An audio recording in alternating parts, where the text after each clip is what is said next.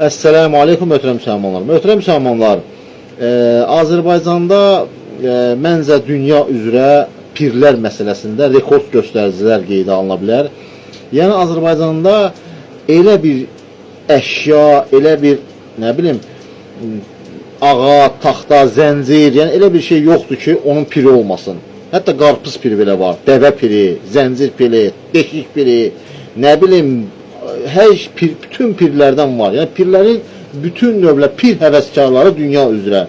Yəni bir turist bir tur keçirə bilərdilər və Azərbaycanda olan bütün pirləri gəzib orada öz dırnaqarası hacətlərini istəyə bilərdilər.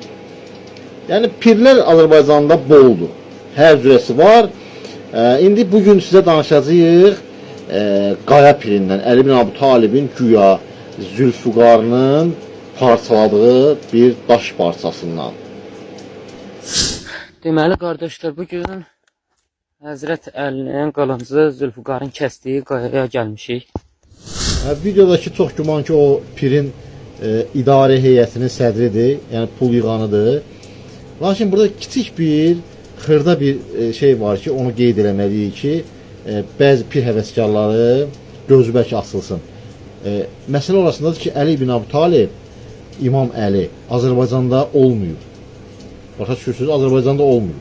Deməli bu qayanı Həzrət Əli Zülfüqarla kəsib buradan kəsirib, buraya aşırıblar deməli.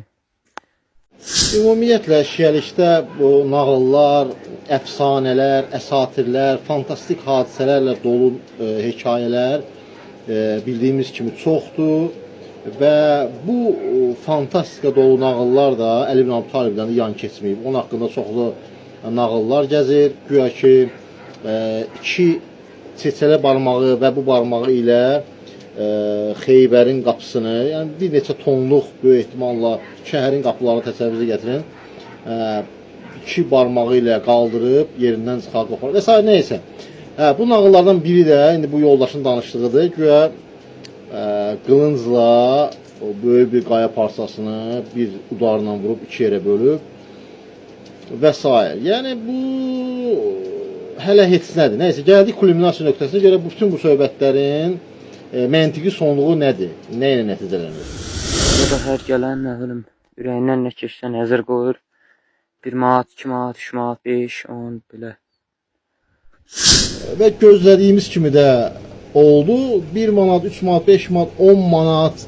Hətta mən inanıram ki, orada xüsusi terminallar da quraşdırılıb. Hansı ki, nəqd olmayan, qeyri-nəqd yolla ödəniş edə bilsin. Təbii ki, bunların hamısı məqsədi pul yığmaqdır. Başqa heç bir şey deyil.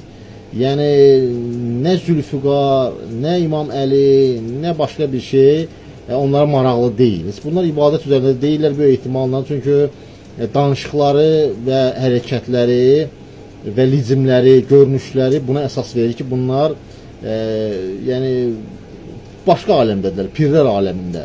Bu İslam dünyası deyil.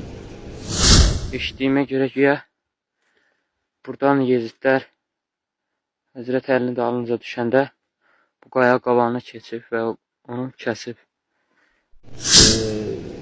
Yəni qardaşlar, yəni bu insanın danışdığına ancaq acı gülüşlə reaksiya vermək olar. Yəni deyir ki, Yezidlər Əlinin dalınca düşəndə nəysə, Allah müsəlmanlar qorusun. Vəssalamu aleykum və rəhmətullah.